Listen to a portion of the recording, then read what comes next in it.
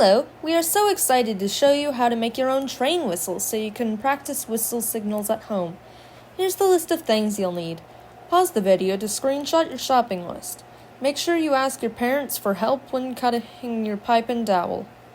Let's begin by measuring and cutting the PVC pipe. The length of the pipe will determine the tone of your whistle. For our example, we used a 5-inch long pipe. Once you've marked your cut line, use a handsaw or pipe cutter to make a straight cut. After cutting, smooth any rough edges with sandpaper. Next, cut a V-shaped notch approximately 1 inch from one end of the pipe. The notch should only go halfway through.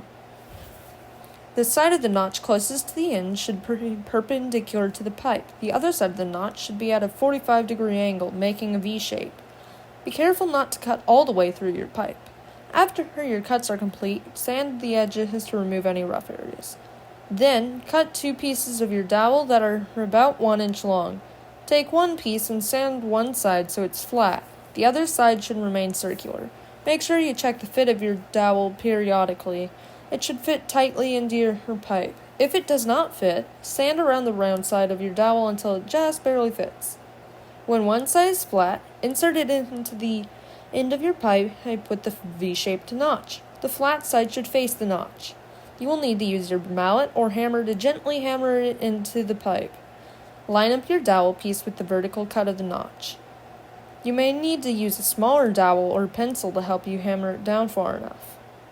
Tap the other piece of dowel into the bottom end of the pipe to seal it. Once it is tightly in place, you can cut off any excess dowel or leave it in place. Sand your whistle to remove any rough spots. Now your whistle is complete. To make your own whistle signals, blow the notched end of the whistle. You can adjust the tones by slightly adjusting the dowel and notched end. Like and subscribe to see more educational videos.